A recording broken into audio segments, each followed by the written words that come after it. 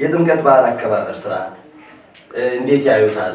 አሁን ያለውንስ? አንድ ቀን ብቻ ይከበር የነበረበት ዘመን እንደነበረ ተጽፎ ማንበብን አስታውሳለሁ። ስንት ሰዓት ነው ጌታችን የተጠመቀው? ጥምቀት በውሃ የሆነበት አንዱ ምክንያት መተጫጨት በውሃ ስለነበረ ነው። የጥምቀት ዕለት ሰክሮ መንዘባዘብን ሃይማኖታዊ ባህልን ወደ ስጋዊ መዳራት ወደ ኃጢያት ይሄዳልና እንዴት ያዩታል? የቀድሞቹ ሐዋርያት የጣዖቱን በዓል የክርስቲያን በዓል ያደርጉታል፣ የክርስቶስ በዓል አድርገውታል። አሁን ደግሞ ስንመለከት አንዳንዶቻችን በመንፈሳዊ በዓል ስጋዊ ነገር ያምረናል። የዚህኛውም ውበት ከማረከው የዚያችኛውም ደምግባት ደግሞ ከተስማማው እንደከሆነ ነው ዝሙት የነበረው ትውፊት። አሁን ግን አስፈላጊ ነው የኔታ ምን ማለው ይሳላ። አሁን አንተ ልታናግረኝ ነው እንጂ በዚያ ቀን የተዋበ ልብስ ለብሰን አምረን የምንታየውም ለዚህ ነው። ያው ነፍሳችንም አምሮባት የምትታየው በጥምቀት ስለሆነ ነው። እንሶስላ የሚባል ነበር ሴቶቹ ቁጥና ያ ማለት በጣም ለውበታቸው የሚጨነቁበት በገጠር ያሉ ሴቶች ተውበው የሚወጡበት ቀን። የሚገርመው መታያ ቦታዎች ሲበዙም ያይነ የጠፋውን ደግሞ ይመስለኛል እንጂ አሁን ላይ እንደ ሁላችን ማየት መስማት ተውን መሰለኝ እንጂ አሁን ላይ የሚታዩበት መድረክ በጣም ብዙ ነው። በጎ አደረኩኝ ብሎ እንዳይከውነን ባህልን ወደ ሃይማኖት እንዳይመጣ ቤተክርስቲያኒቱ የሚወክል አይደለም። ይሄ እያንዳንዱ ሰው የራሱ የሆነ የሚያደርግበት ምክንያት ሊኖረው ይችላል። ወይ ለንግድ ነው፣ አለበለዚያ ደግሞ ለፈቃደ ስጋ ነው። ታቦት ከወጣ እስኪገባ ድረስ መብል መጠጥ የለም በአባቶቻችን ልማድ። ሲጀመርስ ብርሃን ቢኖር ኖሮ ብርሃን ወደ ዓለም ምን ያደርግ ይመጣ ነበር? ስለ ሎሚ ሞርወር ስለሆነ ነገር ላይ እንደው ፌስቡክ ላይ በሆነ ነገር ማውራት መጽሐፍ ከምን አኳያ ይታያል? መተጫጨት ራሱ አብሮ የመተኛ ቀን አይደለም ነው። በሌሊት ነው እንግዲህ ጌታ የተወለደውም የተጠመቀውም የተነሳውም ዳግም የሚመጣው። ቤተክርስቲያኒቱን ሊያስተች ሊያስነክፍ የሚችል የነበረው አርዳችሁ አወራርዳችሁ ጠጅ ጥላችሁ ጋሬዳ ጥላችሁ ብሉ ጠጡ ዘፈኑ አጨብጭቡ ብላ አዋጅ አውጥታ ቢሆን ነበር እንጂ የሚወጣው ምዕመን ገንዘቡን መልሶ ይዞት ሊሄድ አይገባም ወደ ቤቱ የሚል አቋም ያላቸው የሚመስሉ ሰዎች አሉ። የነፍስ መታጫ ቀን ነው ይላሉ። ማጨት ማመንዘር አይደለም፣ ከዝሙት ይለያል። ሎሚው እኮ በዋናነት እንደውም ፈቃዷን ለማየት ነው።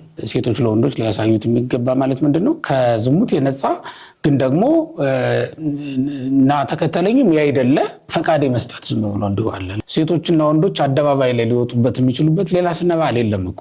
ሰው በእግዚአብሔር ፊት መሆኑን ከረሳ እንቅስቃሴውም ንግግሩም ሁሉም ይበላሽበታል። እና አስተካክለን መናገር የምንችለው ተስተካክለን መንቀሳቀስ የምንችለው የምናቀርበው መስዋዕት በእግዚአብሔር ፊት የከበረ ይሆን ዘንድ ከመመኘት የተነሳ ነው። ታቦቱ ወጥቶ ስንዘምር በጣም ረጅም ሰዓት መንገድ ላይ ማሳለፍ ስላለብን ብለን መንገድ ላይ መብል መጠጥ የሚያቀብሉን ሰዎች አዘጋጅተን እየበላን እየጠጣን ታቦቱ ግን ይቆይ እያልን የምንቀጥል ከሆነ እሱ ሌላ ችግር ነው የሚሆነው። ታቦቱ ከወጣ በኋላ ግን በየመንገዱ እያቆሙ እየሄዱ እየተተካኩ በልቶ ጠጥቶ መጥቶ እንደገና ሆነም ከበሮውን ማሰቃየት መንጻት በውሃ አይደል እንዴ? ስለዚህም በውሃ ያደረገው ጥምቀት ለኃጢአት ስርየት ወይም ደግሞ ሰውን ከኃጢአት የምታነጻ ሕግ መሆኗን ለማሳየት ነው።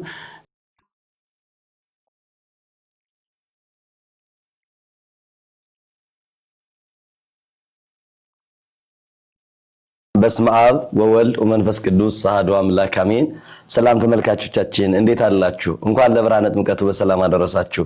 ዛሬ ምንወዳቸው ምናከብራቸው ታላቁ ሊቅ የባህር ዳር ሀገረ ስብከት የሊቃውንት ጉባኤ መምሪያ ኃላፊና የአራቱ ጉባኤተ መጻሕፍት የምስክር መምህር የሆኑትን ሊቀ ሊቃውንት ስምዐኮነ መላክን ከመካከላችን ዘንድ ቀርበናል። የኔታ እንኳን ደህና መጡ። እንኳን ደህና ቆያችሁ። እንኳን ለብርሃነ ጥምቀቱ በሰላም አደረሰዎት። አሜን። ለበዓለ ልደቱ ተገናኝተን ነበር። ዛሬም እንኳን አብሮ አደረሰን።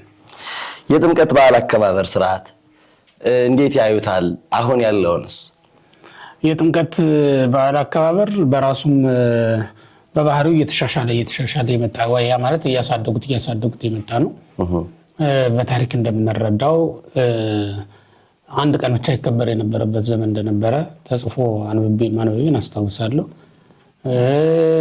ከዛ ደግሞ ከዋዜማው ጀምሮ ደግሞ መከበር የጀመረበትም ዘመን እንዳለ እንዲሁ አንብቤያለሁ። ከአፄ ገብረ መስቀል ጀምሮ አንድ ቀን ይከበር ነበረ። ያ ማለት ወደ መጠመቂያው ስፍራ ወርደው ያከብሩት ነበር ማለት ነው። ይሄ ማለት በአክሱም ዘመነ መንግስት ጀምሮ እንደዚህ አይነት ልምድ ነበረ። ከዛ በኋላ በአፄ ዘርዓ ያዕቆብ ዘመን ነው ደግሞ እንደዛ ደግሞ በዋዜማው ጀምሮ ወርዶ አድሮ ተመልሶ መምጣት። የመጀመሪያው ቀን ነበር የሚወርድ ማለት ነው። እዛ በፊት የዕለቱ በ11 ነበር የሚወጣው። ልክ ሌላ ክብረ በዓል እንደምናከብረው ጠዋት ይዞ ወጥቶ ኋላ ተመልሶ ተጠምቆት ሲጨርሱ ተመልሶ መምጣት ነበረ። ግን የኋላ መምህራን ደግሞ ምን አሉ? ጌታ እኮ በዋዜማው ሄዶ ነው ያደረው። ስለዚህ በዋዜማው ሄደን ማደር ይገባናል፣ በሌሊት መጠመቅ ይገባናል የሚል ነው። ያንን ታሪኩን መነሻ በማድረግ ጌታ የሄደበትን ሰዓት ታሳቢ አድርገው ሂዶ ማደር ይገባል በሚል ተወሰነ ማለት ነው። ስንት ሰዓት ነው ጌታችን የተጠመቀው? ከሌሊቱ 10 ሰዓት ነው የምንለው። ለምን በሌሊት መጠመቁ ምክንያት ይኖር ይሆን? አዎ፣ ታላላቅ የነገረ ድህነት ስራዎች የተሰሩት በሌሊት ነው። በነገረ ድህነት ውስጥ ፒላር ምናምን ወይም ዋና የምንላቸው 5 ያህል ነገሮች አሉ። ከነዚያ መካከል 4ቱ በሌሊት የተደረጉ ናቸው። ልደት፣ ጥምቀት፣ ትንሣኤ እና ዳግም ምጽአት። እነዚህ በሌሊት የሚደረጉና የተደረጉ ናቸው። ዳግም ምጽአት ወደፊት ሊሆን የሚችል ነው። በሌሊት የሆነው ለምንድን ነው? ምናልባትም እንግዲህ በሌሊተ መከራ ተይዞ የኖረ የነበረውን የሰው ልጅ ለማዳን የመጣ መሆኑን ይሆናል። የእይታ ስራ ያ መሆኑን ለመግለጥ ይሆናል። ሲጀመርስ ብርሃን ቢኖረን ኖሮ ብርሃን ወደ ዓለም ምን ያደርግ ይመጣ ነበር? እና ለብርሃን ለሱ ሌሊቱም ብርሃን አይደለም። ምክንያቱም ክርስቶስ ብርሃን ነው እና ነቢያትም ፈኑ ብርሃነከ አይደል ያሉት በሌሊት ስለነበሩ ነው። እነሱ ፈኑ ብርሃነከ ብለው ይጸልዩ የነበረው ብርሃን ላክልን ብለው ይጸልዩት የጮሁት ለዚህ ነው። ከዚያ በኋላም ከመጣ በኋላ ቅዱስ ዮሐንስ መጥምቅ እስመ ብርሃን መጽአ ውስተ ዓለም ብሎ ሰበከ። ብርሃን ወደ ዓለም መጥቷል ብሎ ሰበከ። ራሱ ጌታችን ኢየሱስ ክርስቶስም የዓለም ብርሃን እኔ ነኝ ብሎ ሰበከልን ማለት ነው። እና ኢየሱስ ክርስቶስ ራሱ ለዓለም ብርሃን ሆኖ ነው የመጣው። ብርሃን ደግሞ የሚያስፈልግ በሌሊት ነው። ለዚህ ነው በሌሊት ይወለዳል፣ ተወለደ፣ በሌሊት ተጠመቀ፣ በሌሊት ተነሳ፣ በሌሊት እንዲሁ ደግሞ ይመጣል ብለን እንናገራለን ማለት ነው። በሌሊት የፈጠረውን ዓለም በሌሊት ያሳልፈዋል። በሌሊት መከራ የጣለውን ዓለም በሌሊት መጥቶ ያድነዋል ማለት ነው። በቀን የመጣው ሰይጣን ነበር እኛ እንድል የነሳን። አሁን በሌሊት የመጣው ክርስቶስ አዳነን ማለት ነው። በቀን ከመጣው ይልቅ በሌሊት የመጣው ጠቀመን፣ ለኛ የጠቀመን እሱ ነው። እንዳጠቃላይም ኦሪት ዘመነ ኦሪት ሌሊት ነው የሚባለው። ቅዱስ ጳውሎስ በትምህርቱ ምን ይላል? እዚህ በሮሜ መልእክቱ ምዕራፍ 13 ላይ ስንመለከት ሀለፈት ሌሊት ወመጽአት መዓልት፣ ሌሊቱ አለፈ ቀኑ መጣ ብሎ ነው የሚናገረውና ሌሊት የተባለ ምንድነው? ኦሪት አለፈች ማለት ነው። መጽአት መዓልት የተባለች ኦሪት ወንጌል ናት ይላል እና ብርሃንና ጨለማ ቀንና ሌሊት ተብለው ነው የተጠሩት እነዚህ ሁለቱ ህጎች። ያንንም ለማስታወስ ይሆናል እንግዲህ በጨለማ ነው በሌሊት ነው እንግዲህ ጌታ የተወለደውም የተጠመቀውም የተነሳውም ዳግም የሚመጣው ብለን እናምናለን ማለት ነው። መልካም፣ እግዚአብሔር ያክብርልኝ ኔታ። አሁን ሃይማኖታዊ ስርዓቱ ይሄ ሆኖ ሳለ አሁን ላይ ያለው የጥምቀት በዓል አከባበር ወደ ባህል መጥቶ ሎሚ ወርወራ፣ በተለይ የቦታ መጥቀስ አይገባኝም እንጂ ብጠቅስ ደስ ባለኝ ትልልቅ የሚባሉ አው ጥምቀት የሚከበርባቸው ቦታዎች ስፒከር ከፍ ብሎ ሙዚቃ ተከፍቶ የዝሙት መዳራትን አይነት ነገር ይሄን ስል ብዙ ሰው በእርግጠኝነት የሚያውቀው ሰው እንደማስረጃ የሚያየዋል ብዬ አስባለሁ። ሎሚ እየወረወሩ ስጋዊ መዳራትን ኃጢአት ወንጀልን ማክበሪያ ሆኖ ይታያል። የጥምቀት ዕለት ሰክሮ መንዘባዘብን ሃይማኖታዊ ባህልን ወደ ስጋዊ መዳራት ወደ ኃጢአት ይሄዳልና እንዴት ያዩታል? የክርስቶስ ጉባኤ መስፋት ለይሁዳ ገንዘብ ያተርፍለታል። በወቅቱ ይከተሉት ለነበሩ ሰዎች ደግሞ እንጀራ ያበረክትላቸዋል፣ ለሆዳሞቹ ማለት ነው። እና ብዙ ጥቅም ነው ያለው የቤተክርስቲያን ጉባኤ ሲሰፋ። እና አሁን የቤተክርስቲያን ጉባኤ መስፋቱ ነው ይሄን ሁሉ ነገር ያመጣው። የቤተክርስቲያን ጉባኤ መስፋቱ ደግሞ ምዕመናን ይሰበሰባሉ፣ በዓል ያደርጋሉ፣ በመዝሙር ደስታን ይፈጥራሉ። ያንን ተከትሎ የተለያዩ አካላት ለተለያዩ ጥቅማ ጥቅሞች ሊያውሉት ይችላሉ፣ ህዝቡን ማለት ነው ሊጠቀሙበት ይችላሉ። የምናየው ነገር እንደዚያ ነው። በጌታ ዘመንም በነበረው ሁኔታ ስንመለከት ምግብ ፈልገው የሚመጡ፣ ገንዘብ ፈልገው የሚመጡ፣ የተለያየ ነገር ፈልገው የሚመጡ ሰዎች እንደነበሩት ሁሉ ማለት ነው። ዛሬም የሚሆነው ነገር ልክ እንደዛ ነው። ስለዚህ ምንጊዜም ማርያም ኃጢአት ንስሐ ልትገባ ስትመጣ ይሁዳ ስንት አተርፋለሁ ብሎ ነው የሚያስበው። ይሄ የነ ይሁዳ የጥንትም ጠባያቸው ነው። ሊሆን የሆነ ያለው እሱ ነው። ነማን ከለምጹ ሊፈወስ ገንዘብ ይዞ ሲመጣ ነማን ስንት ጥሎ ይሄዳል ነው የሚያስጋስ ስንት ጥሎ ይሄዳል ጥያቄው እንጂ ሰውየው ዳነው አልተደሰተም እኮ በሰውየው መዳን ራሱ ገንዘቡ እንዴት መልሶ ይዞት ይሄዳል ነበር እንትኑ የነበረውና የሚወጣው መመን ገንዘቡን መልሶ ይዞት ሊሄድ አይገባም ወደ ቤቱ የሚል አቋም ያላቸው የሚመስሉ ሰዎች አሉ። መብሉንም መጠጡንም ሁሉንም ነገር ይዛን ቀን ይዘውት ይመጣሉ ያን ያደርጋሉ ማለት ነውና የተለመደ ነው እንዲህ አይነት ነገር። የቀድሞቹ ሐዋርያት የጣዖቱን በዓል የክርስቲያን በዓል ያደርጉታል፣ የክርስቶስ በዓል አድርገውታል። አሁን ደግሞ ስንመለከት አንዳንዶቻችን በመንፈሳዊ በዓል ስጋዊ ነገር ያምረናል ወይም መንፈሳዊ በዓል ስጋዊ እናደርገዋለን ማለት ነው። እንዲህ አይነት ልምድ በሁላችንም ዘንድ ይታያል። ያ በሁላችንም ዘንድ ያልኩት ምንድነው ሁላችንም ሱቅ ከፍተን ላንሸጥ እንችላለን፣ ሎሚ ላንወረውር እንችላለን። ግን ያንን እንደ ቅዱስ ነገር ቆጥረን ወይ እንሳተፋለን ወይ ደግሞ ዝም ብለን እንሄዳለን። ቤቱ ትቶ ወደ መጠጥ ቤት የሚገባ እኛ መሳተፍ ድርሻችን ወጣን። ያ ተሳትፎ ነው፣ ያ የራስ ተሳትፎ ነው የሚሆነውና ከዚህ አንፃር ምዕመናንም ሊያስቡባቸው የሚገቡ ይዘቱን እንዳይለቅ ሊያደርጓቸው የሚገቡ ነገሮች አሉ። ከባህል አንፃር ባህሉንና ክርስትናውን ወይም ክርስትናውን በራሱ ህዝቡ ባህል አድርጎት ነው ብለው የሚያስቡ ሰዎች የሚሰጡት ትርጓሜ ምንድነው? በተለይ መተጫጨቱን አሁን መተጫጨት አለ አይደል የሚለው በጥምቀት ጊዜ ሎሚ ወርወራውም እኮ ለመተጫጨት ይመስለኛል አይደል? መተጫጨትን እንደዚህ ያደረጉበት ምክንያት የብሉይ ኪዳንን ታሪክ አንስተው አባቶቻችንም ጥምቀት በውሃ የሆነበትን ምክንያት ማቴዎስ 3:16ን ስንተረጉም ማቴዎስ 3:13 ጀምሮ ያለውን እስከ 17 ድረስ ያለውን ስንተረጉም ጥምቀት በውሃ የሆነበት አንዱ ምክንያት መተጫጨት በውሃ ስለነበረ ነው። በውሃ ዳር የተፈጸሙ መተጫጨቶች አሉ። ለምሳሌ ሙሴ ሲፓራን ሲያጫት በውሃ ዳር ነው ያገኛት፣ ወንዝ ዳር። ያዕቆብ ራሔልን ሲያጫት ወንዝ ዳር አግኝቷት ውሃ ልትቀዳ ስትመጣ ነው የታጨችው። ርብቃም የታጨችው ልክ እንደዛው እያወር ያገኛል። ርብቃም የታጨችው በእንደዚህ አይነት መንገድ ነው። እነዚህን ምክንያት በማድረግ መተጫጨት በውሃ ዳር ያምራል ነው ወይም ተደርጓልና በአባቶቻችን ዘመን ብለው ይወስዱታል ማለት። እነዚህ ሴቶች ደግሞ ቀላል አይደሉም፣ እናት ናቸው። ለብሉይ ኪዳን እናት ናቸው። ያዕቆብን አባት እንደምንለው ሁሉ እነዚህ ሴቶች ራሔልን እናት አለማለት አይቻልም። እና ለዚያ ነው መተጫጨት በውሃ ዳር። ይሄ ጥምቀት ደግሞ ተፈሮተ ነፍስ ነው ይሉታል አባት። የነፍስ መታጫ ቀን ነው ይላሉ። አሁን የስጋው መታጫ አለፈና የስጋው የመተጫጨት ጊዜ አለፈና ወደ ነፍስ መተጫጨት ደረስን ማለት ነው። እግዚአብሔር በሰው ውበት ተማረከ። ተመልከቱ እንዴት ደስ እንደሚል። እግዚአብሔር የሰውን ውበት ወደደ። የሰውን ውበት ወደደና ማንን አጨ? የቅዱሳን የቤተክርስቲያንን ነፍስ አጨ ማለት ነው። የቤተክርስቲያን ጉባኤ አጨና አካሉ አደረጋት። አካሉ ሲያደርጋት በውሃ ነው ያጫት። ውሃ ዳር ላይ ነው የሚሉት ሊቃውንት። ውሃ ዳር ላይ ነው ያጫት ማለት ምንድነው? ለጥምቀት ስንመጣ ውሃ ዳር ነው የምንቆመው አይደል?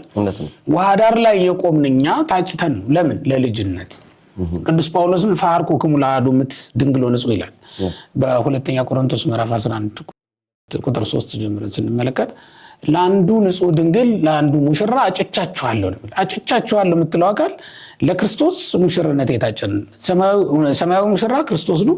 ቤተክርስቲያን ነፍሷን ንጽሕት አድርጋ የምትጠብቀው ደግሞ ለንጹሑ ሙሽራ ለክርስቶስ የሚገባ ንጽሕና ይዛ እንድትገኝ ነው። ምክንያቱም ክርስቶስ ወደ ዓለም ይመጣል አይደል? እመጣለሁ ብሏል። የሚመጣው ምን ሊሆን ነው? ሙሽራ አይደለ? ሙሽሪትን ሊወስድ ነው የሚመጣው። ሙሽሪት በምድር ላይ ከሌለች ክርስቶስ ለምን ይመጣል?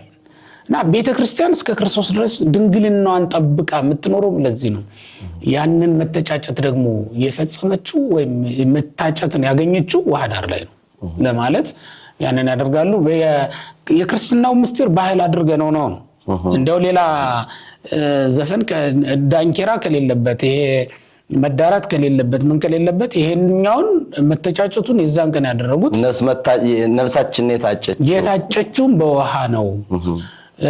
የቀደሙት አባቶቻችን በዚህ ይታጩ ነበር። በነገራችን ላይ ማጨት ማመንዘር አይደለም፣ ከዝሙት ይለያል።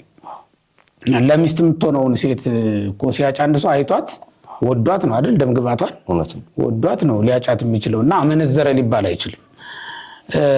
ባይሆን ምንድነው የሚሆነው?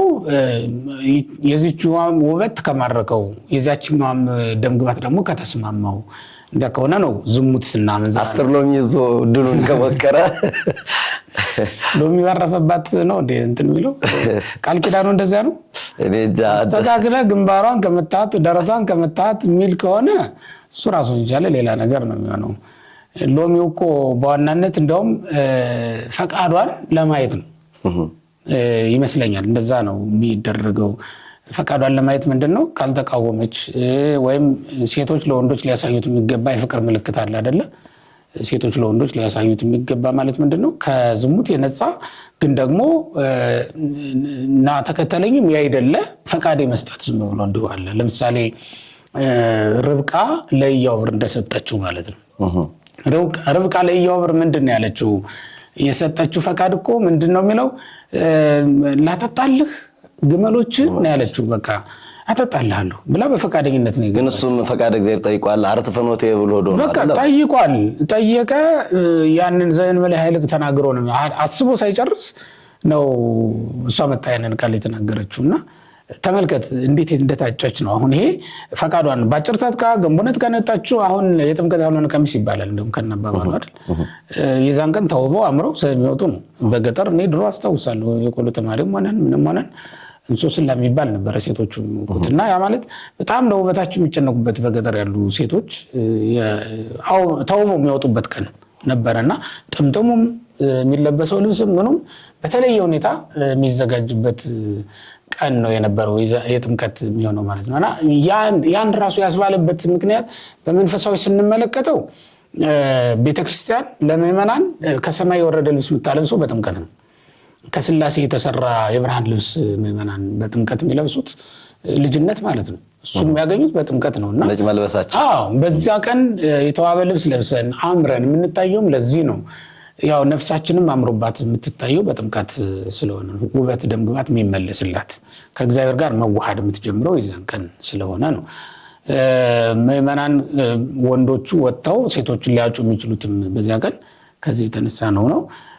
ከዛ በተጨማሪ ግን ሌላ ስነ በዓልም ብዙ የለም። በቀደመው ዘመን ስናይ ሴቶችና ወንዶች አደባባይ ላይ ሊወጡበት የሚችሉበት ሌላ ስነ በዓል የለም እኮ በገጠር።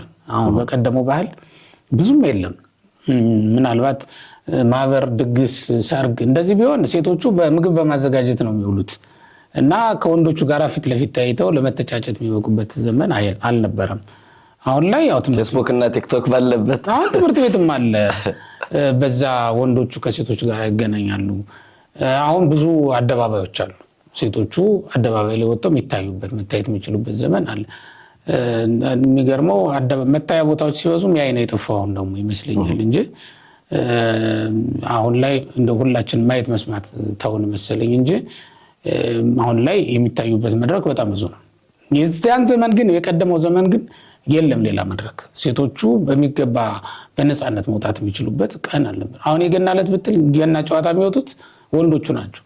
የሴቶቹ ባህል አይደለም እና ከዚህ አንፃርም ይመስለኛል የነበረው ትውፊት አሁን ግን አስፈላጊ ነው የኔታ ምን ማሎሚ ሳላ አሁን አንተ ልታናግረኝ ነው እንጂ ሎሚ ተወዶ ለውሃ ላይ አርገን ምን ተጣው ጠፍቶ ምን ወሮ ይኖራል ብለህ ነው ባህሉ ሳለ ግን እኔ ያላውቅም በብዛት አይ እውነት የኔታ ለመሰሎት አሁን ጥያቄ ያነሳሁት በተለይ መናፍቃኑ በዓል በመጣ ቁጥር ጥምቀት ሲመጣ ክርስቶስን ከማየት አሁን ይሄ መንፈሳዊ ሆነውን ከመዘመር ይልቅ መስፈንን በነገሮት ላይ ኔታ እንዲው በሶ ሲነገር ስለሚያምር ነው የሚያረጉትን እግዚአብሔር የሚያስደስቱ ይመስላቸው ከበሮ ዘቅዝቀው መስፈንን ከመዘመር ይልቅ መስፈንን እያንዳንዱ የሚያረጉት ነገር በሙሉ እንደ ዘር ቆጥረው ነው የሚያረጉት እና ሌሎች ሰዎች ይነፋሉ በዓል በመጣ ቁጥር የኦርቶዶክስ ሊሰክሩ ሊጠጡ ሊያመነዝሩ እያሉ በሃይማኖታችን ለመዳፈር ምክንያት ይሆናቸዋልና ከሱ አኳያ የሚያስተላልፉልን መልእክት በማንኛውም ነገር ኃጢአት ልስራበት ካልክ ትችላለህ፣ ጽድቅ ላድርግበት ካልክም ትችላለህ። ቤተክርስቲያኒቱን ሊያስተች ሊያስነቅፍ የሚችል የነበረው አርዳችሁ አወራርዳችሁ ጠጅ ጥላችሁ ጋሬዳ ጥላችሁ ብሉ ጠጡ ዘፈኑ አጨብጭቡ ብላ አዋጅ አውጥታ ቢሆን ነበር እንጂ ቤተክርስቲያኒቱን የሚወክል አይደለም። ይሄ እያንዳንዱ ሰው የራሱ የሆነ የሚያደርግበት ምክንያት ሊኖረው ይችላል። ወይ ለንግድ ነው አለበለዚያ ደግሞ ለፈቃደ ስጋ ነው ሊያደርገው ይችላል። እንደ ቤተክርስቲያን ግን ይሄ የሚደገፍ አይደለም። መዝሙር እውነት ነው እንዘምራለን፣ መዝሙር በአማርኛ በመሆኑ ብቻ ዘፈን ብለን ልንተቸው አንችልም። መዝሙር በአማርኛ መሆኑ መልካምነቱ ሁሉም ሰው ሊዘምረው ስለሚችል ነው። አማርኛ የማይነገርባቸው አካባቢዎች ላይ ደግሞ ላሉ ምዕመናን በራሳቸው በአካባቢያቸው በሚነገረው ቋንቋ ሆኖ ሊቀርባቸው እንዲችል የግድ የግዕዙን ካልዘመራችሁ ተብሎ ሳይያዙ ሁሉን እንዲዘምሩ ተደርጎ ቢሰራ መልካም ነው። እንትኑን ግን ስናይ ይሄ ከዛ አልፎ ከዛ ተርፎ ከበሮ ይዞ መሽከርከር፣ የማይገባ እንቅስቃሴ ማሳየት፣ እንደዚህ በእግዚአብሔር ፊት መሆናችንን መርሳት ነው። ሰው በእግዚአብሔር ፊት መሆኑን ከረሳ እንቅስቃሴውም ንግግሩም ሁሉም ይበላሽበታል። እና አስተካክለን መናገር የምንችለው ተስተካክለን መንቀሳቀስ የምንችለው የምናቀርበው መስዋዕት በእግዚአብሔር ፊት የከበረ ይሆን ዘንድ ከመመኘት የተነሳ ነው ማለት ነው። በእርግጥ በመዝሙር ሲመሰጡ የቀድሞዎቹ አባቶቻችንም የሚያደርጉት ነገር ብዙ ነበረ። ልብሳቸውን ሊጥሉ ይችላሉ፣ ዳዊት እንደጣለው። በክብራቸውን ሊረሱ ሊተው ሁሉ ይችላሉ፣ ዳዊት እንዳደረገው። በዚህ ምክንያት ሜልኮል ብትነቅፈው ችግሩ የሜልኮል ነው የሚሆነው እንጂ የዳዊት ሊሆን አይችልም። ተመስጦ ላይ ስለሆኑ እንደ ቅዱስ ያሬድም በተመስጦ ሆነው እግራቸው ላይ የደረሰውን አደጋ እንኳን አለማወቅ ይህን ያክል በተመስጦ ውስጥ ሲሆኑ ማለት ነው። ይሄ ግን በመብልና በመጠጥ አይደለም። በመጠጥ ብዛት በመብል ጉልበት ከሆነ እሱ ሌላ ችግር ነው የሚሆነው። በመንፈሳዊ ተመስጦና በህሊናዊ እርገተ ህሊና የምንለዋለን። በህሊናዊ እርገት ከሆነ ግን ማንኛውም ሰው ይህን ቢያደርገው ኃጢአት አይሆንበትም። ያ ማለት ለእግዚአብሔር እንዲገባ እንዲስማማ አድርጎ ቢያቀርቡ ለማለት ነው። ከዛ ውጭ በሆነ መንገድ እናያለን። ሞቅ ሲል ጭብጨባው፣ በዛ በርከት ሲል ከባቢው ሞቅ ብሏቸው እስክስታ የሚጀምሩ እና ከበሮም አልሰጥም ብለው የሚገለገሉ ሌሎችም እንቅስቃሴዎችን የሚያሳዩ ሰዎች እንዳሉ እንመለከታለን። በእግዚአብሔር ቤት በምናደርጋቸው አገልግሎቶች የስጋ ሞቀታ፣ ይሄ የሰው ሁካታ ምንም ጥቅም የለውም፣ የሚሰጠው ጥቅም የለውም። ለስጋችንን ለነፍሳችን አስገዝተን በነፍሳችን ነው መዘመር ያለብን። መዝሙር እኮ ሲጀመር በልሳነ ነፍስ የሚነገር ንግግር ነው፣ በልሳነ ስጋም አይደለም። በአይምሮአችን እያመላለስን እንዲሁ በልሳነ ነፍስ እንዘምረዋለን። ያ ማለት ነው ለእግዚአብሔር የምናቀርበው መስዋዕት ነው ብለን አምነን ልናቀርበው ይገባል ማለት ነው። እኔ ላንተ ዕቃ ሳቀብልህ እኮ ከቻልኩ ብድግ ብዬ በሁለት እጄ ዝቅ ብዬ ነው እናቀርብልህ የሚገባ። በአንድ እጁ እንዲያድርገህ ወሮር ብታደርግለትና ተነስተህ ገባ ክብረት ስትሰጠው ልዩነት አለው። ዕቃውን እኮ አይለውጠውም፣ ግን ያንን ዕቃ የሰጠህበት መንገድ። መዝሙርም ልክ እንደዛው በእግዚአብሔር ፊት ነው እና የምናቀርበው። ለእግዚአብሔር በምንሰጥበት ጊዜ ለእግዚአብሔር እንዴት ባለ አቀራረብ ነው ብናቀርበው እግዚአብሔርን ደስ ማሰኘት የምንችል ብለን አስበን ብናደርግ መልካም ነው። እንደተባለውም ስነ በዓል ስላለው እና የህዝብ በዓልም እንደመሆኑ መጠን በውጭም ላይ የሚከበር እንደመሆኑ መጠን ሙቀት ይኖራል፣ ድካም ይኖራል። በዚህ ምክንያት መብላት መጠጣት ሊጨመርበት ይችል ይሆናል። ያው አሁን ቀኑን ሙሉም ስለምናውለው ጭምር ይመስለኛል። እንደዛ አልነበረም።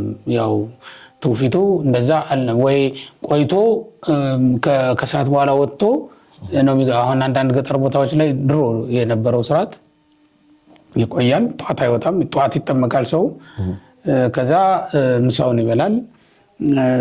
ከታቦት አክባሪው በስተቀርና ከካህናቱ ከአንዳንድ ካህናት በስተቀር በልቶ ይመጣል። ታቦቱን አክብሮ ወደ እንትኑ ይሄዳል፣ ወደ ቤተክርስቲያኑ ይሄዳል። እንዲህ አይነት ልምዶች እንደነበሩ አውቃለሁ። በጥምቀት በገጠር አካባቢ ላይ በምናከብረው ማለት ነው።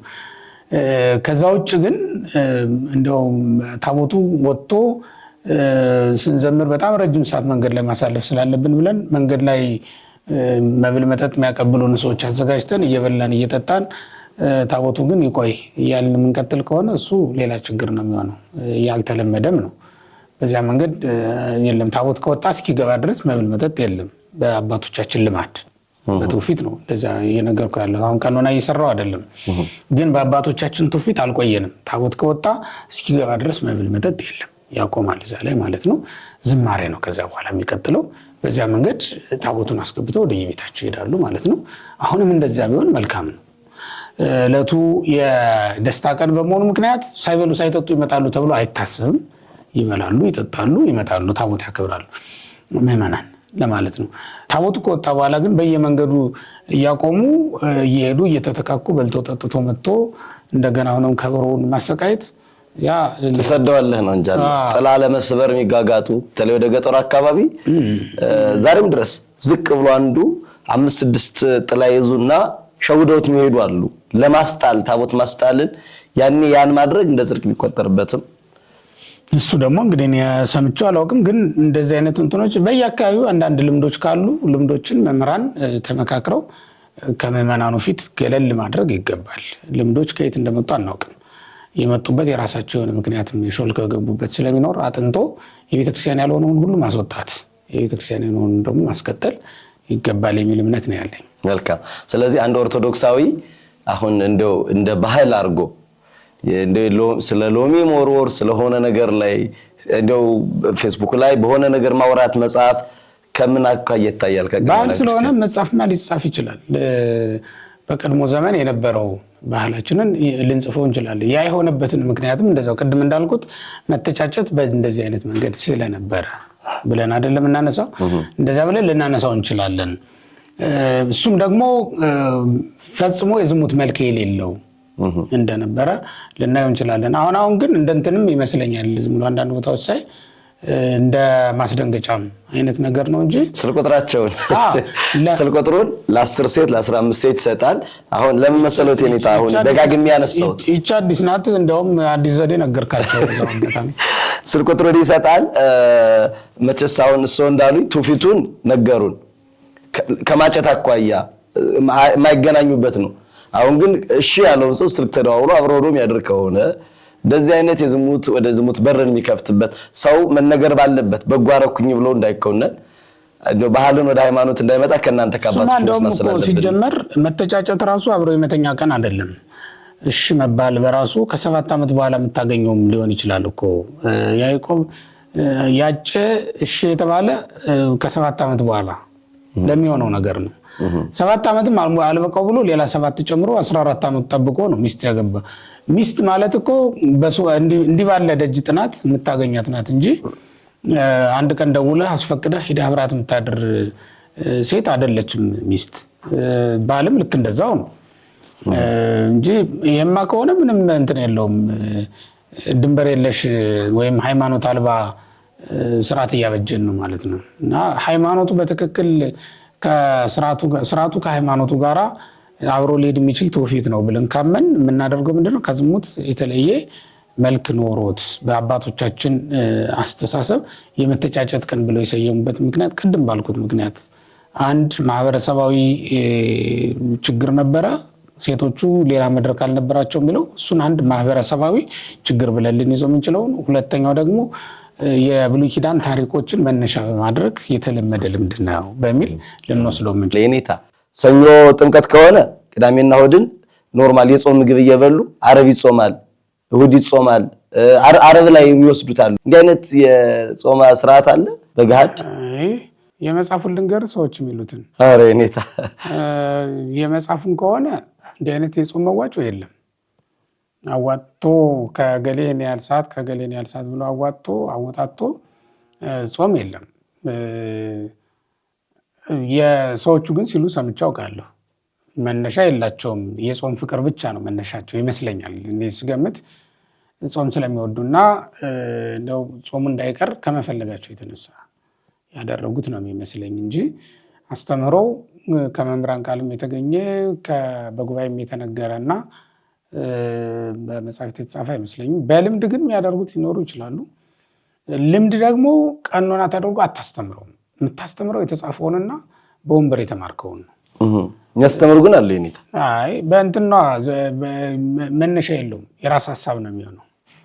የራስ ሐሳብ አድርጎ ጥሩ ትምህርት ስለሆነ ያ ማለት ለጾም እናድላ ማለቱ ምን ክፋት አለው ተብሎ ደጋፊም ስለምታገኝ ልታስተምረው እኮ ትችላለህ።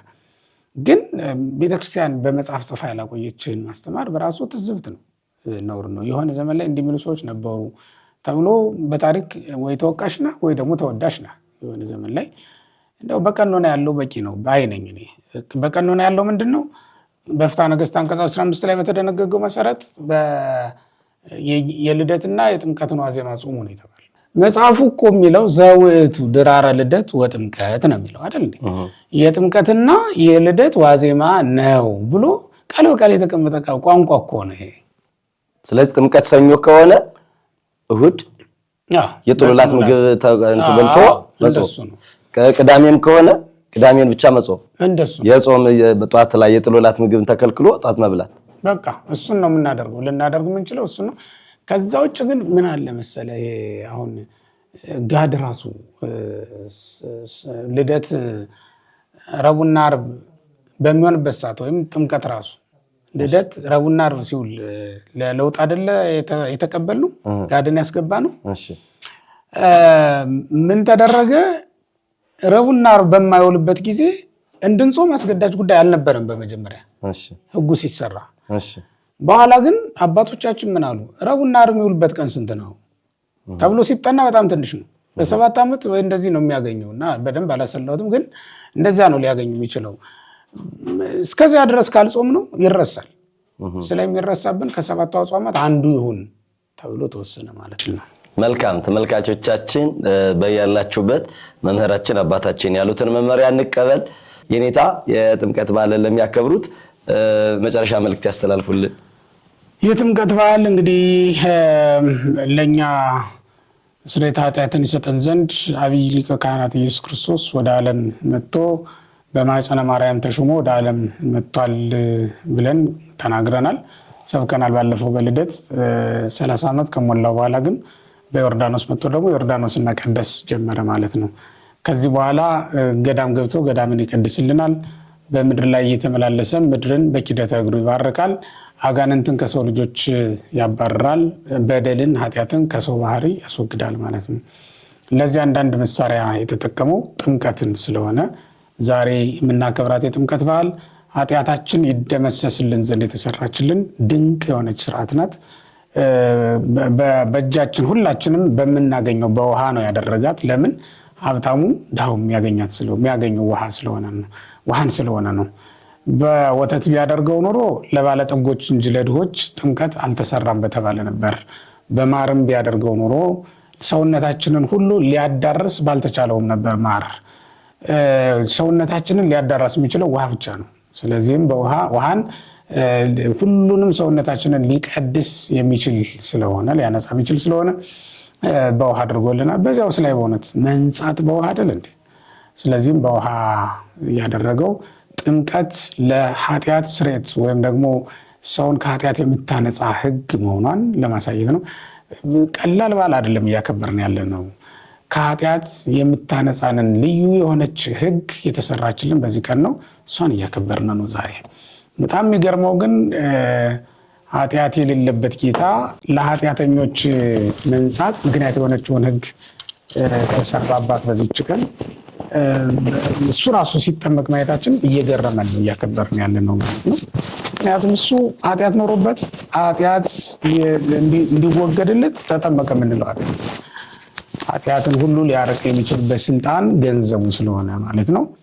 የተወደዳቸው እግዚአብሔር ቤተሰቦች እያከበር ነው ያለው በዓል በጣም ድንቅ የሆነ ጥልቅ የሆነ ምስጢር ያለው በዓል መሆኑን እያሰባችሁ በዓሉን አክብሩ። የጎበኘንን አምላክ እያሰብን ደግሞ እኛም ሌሎችን መጎብኘትን ልምዳችን ልናደርግ ግብራችን ልናደርግ ይገባናል። ያስተማረን የመከረን እግዚአብሔር ስሙ የተመሰገነ ይሁን። መልካም የጥምቀት በዓል። አመሰግናለሁ። መልካም ተመልካቾቻችን፣ በያላችሁበት መምህራችን አባታችን ያሉትን መመሪያ እንቀበል። መልካም በዓል ይሁንላችሁ። የኔታ ገጽ ጉባኤ አቅሌሲያ የተሰኘ የዩቲዩብ ገጽ አላቸው የሚያስተምሩበት ሰኞና ሐሙስ ያለማቋረጥ ሰኞ ቀን ከሊቀ ሊቃውንት የኔታ አስሞራ ላምረው ጋር የሚሰሩት እጅግ ድንቅ የሆነ ለምዕመናን ጥያቄ የሚሰጥበት ወቅታዊ ጉዳይ የሚዳሰስበት መርሃ ግብር አላቸው። ሐሙስ ደግሞ ከኛ የሚመጡ ጥያቄዎችን የሚያንዝ ጥያቄዎችን የኔታ የሚያስተምሩበት ነው። ጉባኤ አቅሌሲያን ሰብስክራይብ ያላረጋችሁ የኔታን ፔጅ ሁላችሁም ሰብስክራይብ አድርጉ። ላለሁኝ አብራችሁ ስለቆያችሁ እጅጉን አድርገን እናመሰግናለን። መልካም በዓል ይሁንላችሁ።